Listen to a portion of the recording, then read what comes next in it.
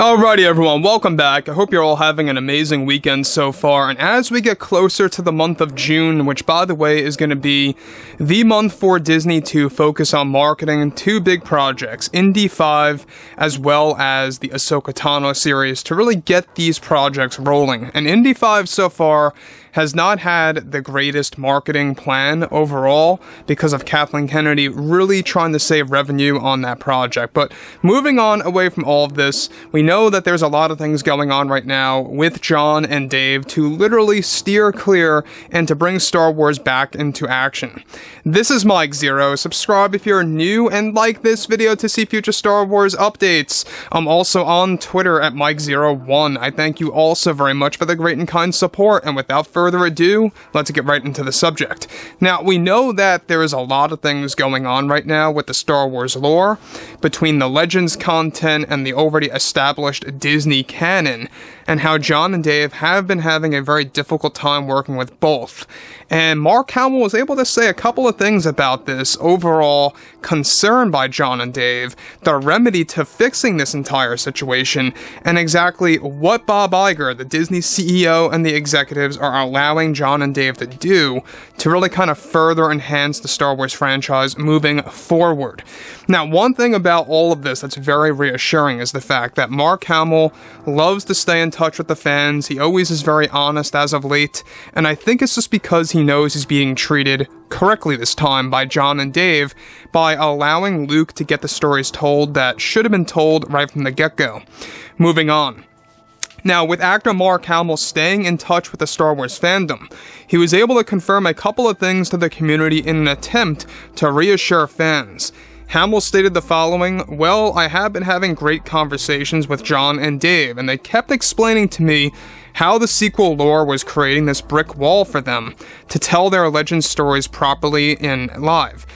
Now, the sequel stuff was getting in the way, and they recently presented this genius plan of theirs to me that I think is just outstanding, that's going to quite literally take out many pieces of the sequel canon to alter the events of the entire saga, the Skywalker Saga, if I have to be real. Much of which are the events in between episodes 6 and 7, and the lore that Disney established is going to be somewhat revised, so that they can have full freedom to tell the stories they always wanted to." Now, before I get to the next thing about what Mark Hamill says, guys, this is all alluding to what we have been talking about how the overall World Between Worlds is going to be a focus in both Ahsoka Season 1 and 2. More so Season 2, not so much in the first one, as far as how significant or how big of an impact it's going to have on other films. Now, yes, the first season of Ahsoka, it's going to heavily involve the WBW, but it's not going to have a great impact on the course of history in the Star Wars franchise. So just to be specific there, a lot of this is going to begin action in the second season of Ahsoka, which they are trying to get this thing out by the summer or holiday season of 2025. So we got a little bit of a ways until a lot of these changes are going to happen.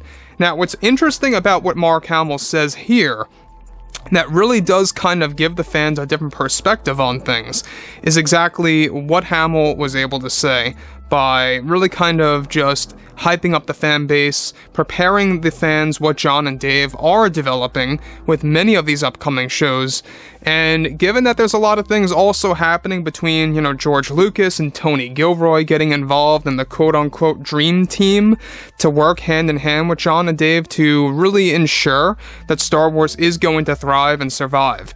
Now further, Hamill states, "This is, of course, going to deeply impact the course and events of Luke Skywalker's life that I really can't get into just yet, but they do have big plans for him and how it's going to sharply change specifics of the sequel canon.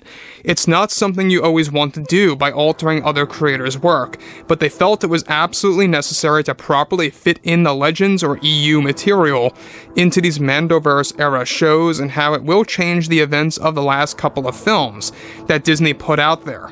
Now again, guys, I have no regrets, or no remorse, I should say, over what JJ and Ryan did. They did a very bad job with the sequels in my book, as far as consistency goes, and I will say, I'm very open about this every single time I bring this up, I love specific scenes that come out of the sequels. but I don't necessarily love the entirety of the sequel trilogy from start to finish. There are moments that I enjoy. I like the Death Star wreckage lightsaber duel. I like stuff like that. I like the Dark Ray visions. I like for example, if we go back to The Force Awakens, that vision or that, sequence, that real vision sequence that Rey gets embodied in, where she sees Luke and R2-D2 and the collapse of his Jedi Temple. Little things like that are what really stand out to me in the sequels. Little scenes here and there. So, Hamill makes a very good point here that, it's all about really kind of breaking that wall and giving them the freedom that they need to tell the stories that they've always wanted to. Now, he goes on to actually say things further. What I find very exhilarating about this approach is they have this well laid out plan to bring in popular Legends characters and how they are going to exist during the sequels eventually, and how that too will change the course of history. Exactly how they will be going about doing this, I can hint it will be teased in Star Wars Ahsoka and its follow-up using a special place. And again, Mark Hamill mentions a special place. This all alludes to what we have been talking about as well, the world between worlds. There's no doubt about it. Now, we know that also Favreau and Filoni want to do something that's going to be very special and near and dear to the audience when it comes to Ahsoka. Given that this was all 100% written by Dave Filoni, with a little bit of help by Favreau, more so, being an advisor, if anything, and Kathleen Kennedy had zero involvement in Ahsoka. This is exactly why I think this is the show or the project to check out. It's going to be the first Star Wars entry under Disney that had no Kathleen Kennedy input at all. And this is going to really give us a fresh new vision of where Star Wars is going to go when you give Dave Filoni the full freedom that he needed. So again, guys, for an example here, if you love what Dave Filoni did in the Book of Boba Fett with that Luke episode, or if you love what Dave Filoni did with Ahsoka in Mando Season 2, in that episode where she makes her entry, that's all Dave Filoni's writing style, and he does a fantastic job. So, it's interesting that he mentions that Legends characters are going to exist eventually during the sequel trilogy timeline. And we already know that they are preparing to bring in characters like Kyle Katarn, Mara Jade, and of course Jorah Sabaoth, all these different characters that are going to exist between 6 and 7, and how those turn of events are going to somewhat alter and make their way into the sequel canon is actually pretty groundbreaking. Now again, Disney is in a phase of desperation to this day. They want to get the fans reunited. They want to satisfy the fan base. They want to do whatever they can to make things right. Whether or not they will accomplish that is all highly dependent on Ahsoka Season 1 this August. They have to create momentum. That's basically it, period, the end. They need momentum. And that momentum potentially begins by this August. So anyways, guys, fill me in below in the comments what you all have to say about this. And if you guys did enjoy the content for today, make sure to drop a thumbs up on this video to support the channel, and I will catch you guys next time.